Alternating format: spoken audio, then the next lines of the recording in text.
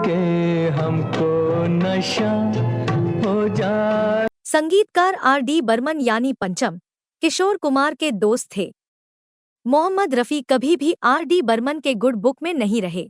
बस यही समझो गुजारा हो गया है, दिल हमारा था तुम्हारा हो गया है। यही वजह है कि एक समय मोहम्मद रफ़ी किशोर कुमार से पिछड़ गए। दिल टूट जाए तो क्या हो अंजाम, ये जो मोहब्बत है। R.D. बर्मन ने फिल्म हिस्टोरियन और पत्रकार राजू भारतन से कहा भी था कि मुझे और मौका मिलता तो मैं किशोर कुमार को और आगे लाता, मोहम्मद रफ़ी को नुकसान होता तो होता। रहने दो, छोड़ो भी जाने दो यार, हम ना। आपको बता दे आराधना में जो कुछ भी मोहम्मद रफ़ी के साथ हुआ उससे R.D. बर्मन के पिता संगीतकार S.D. बर्मन खुश नहीं थे, क्योंकि मोहम्मद रफ़ी ने S.D. बर्मन के करियर को आगे बढ़ाने में जो भूमिका निभाई थी उसे S.D. बर्मन नहीं भूले थे। यही वजह है कि जब S.D. बर्मन बिस्तर पर बीमार पड़े थे तो बाप बेटे के बीच इस मुद्दे पर बहस भी हुई थी, लेकिन S.D. बर्मन बीमारी से इतने कमजोर हो गए थे कि वो बेटे को रोक नहीं पाए। गीत पनघट पे किस दिन गाएगी तू मेरे सपने। आराधना के बाद जैसे ही S.D. बर्मन ठीक हुए उन्होंने कमान अपने हाथ में ले ली, अपने घर में शानदार पार्टी दी और इसमें R.D. बर्मन को कोई ज्यादा तवज्जो नहीं दिया। जानकारों का मानना था कि ये तभी तय हो गया था कि R.D. बर्मन अब कभी भी अपने पिता से अलग होकर बतौर संगीतकार अपना अलग रास्ता अख्तियार कर सकते हैं। आराधना में वो पिता S.D. बर्मन के सहायक के तौर पर काम कर रहे थे। ये संगीतकार S.D. बर्मन ही थे जिनकी अगुवाई में देवानंद मोहम्मद रफ़ी की जोड़ी आगे बढ़ी थी।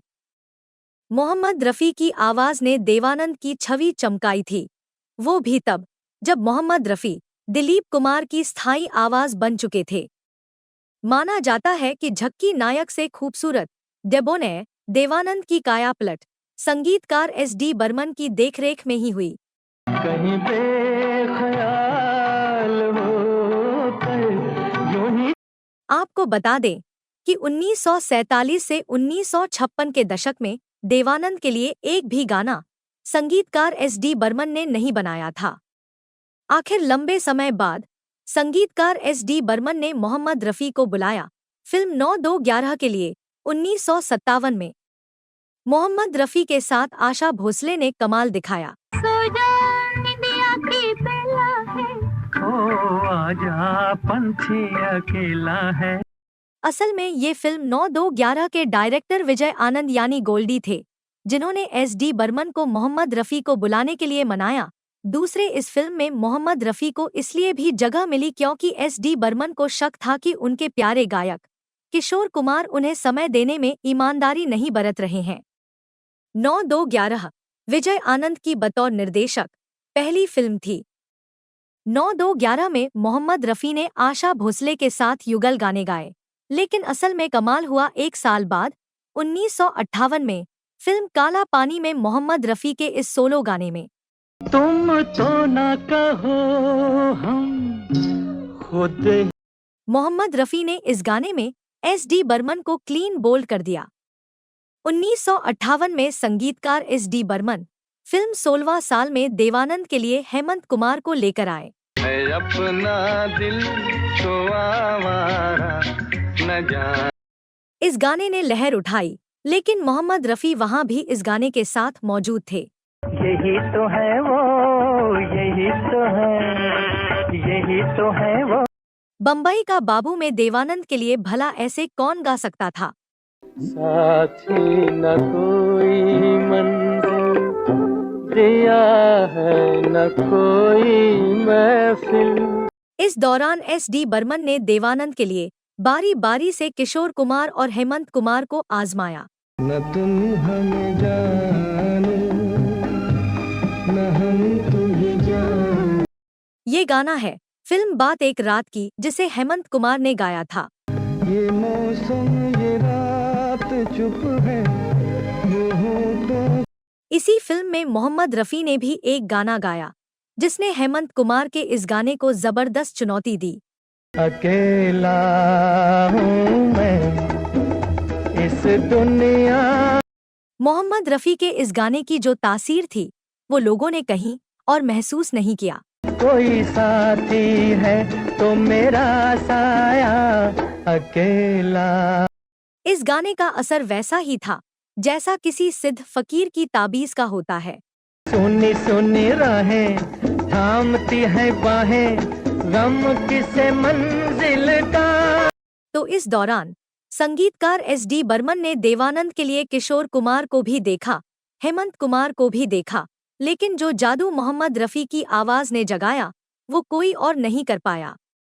लेकिन ये बात अभी पूरी तरह साबित होनी बाकी थी। तो वो भी हो गया 1960 में आई फिल्म काला बाजार में। इस फिल्म में कोई नहीं था, सिर्फ मोहम्मद रफ़ी थे। इस फिल्म में देवानंद के स्विंगिंग मूड्स के लिए मोहम्मद रफ़ी ने जैसे गाया, उससे देवानंद कहां से कहां पहुंच गए। ओ खोया खोया जा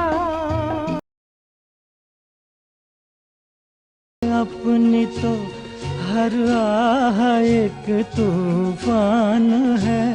दरअसल यही थी वो फिल्म जिससे संगीतकार एस.डी. बर्मन को भी एहसास हो गया कि अब मोहम्मद रफ़ी की आवाज़ का बड़े पैमाने पर इस्तेमाल करने में ही फायदा है। फिल्म 9-2-11 की तरह काला बाजार में भी मोहम्मद रफ़ी को लाने में निर्देशक विजय आनंद की बड़ी भूमिका थी।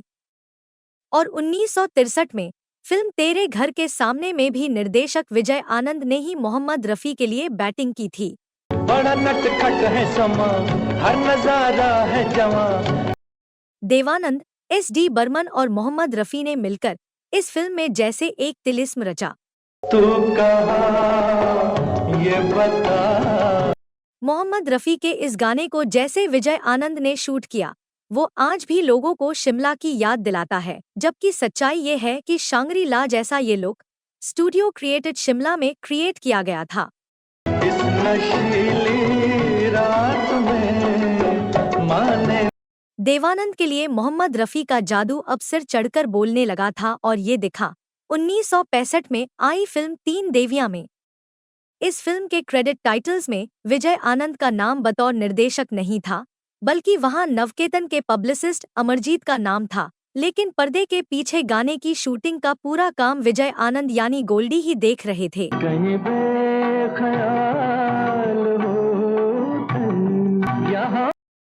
तीन देवियां में गीतकार मजरूह सुल्तानपुरी ने तीन कमसिन हसीनाओं के लिए जो लिखा उसे मोहम्मद रफ़ी ने देवानंद के जरिए पर्दे पर उतार दिया। ऐसे तो न देखो। कहा जाता है कि उस समय विजय आनंद नंदा को अपना जीवन साथी बनाने का सपना देखा करते थे। कहीं बेख्याल हो तुम। देवानंद ने पर्दे पर इन तीन खूबसूरत हसीनाओं को रिझाया, लेकिन आवाज थी मोहम्मद रफ़ी की। यानी तीन हसीनाएं, लेकिन आवाज एक मोहम्मद रफ़ी की। यूं ही छू लिया किसी ने कहीं बेख्याल। अगर ये कहानी आपको अच्छी लगी हो तो इसे लाइक करें, शेयर करें और चैनल को सब्सक्राइब करें। नमस्कार। ऐसे तो न देखो कि हमको न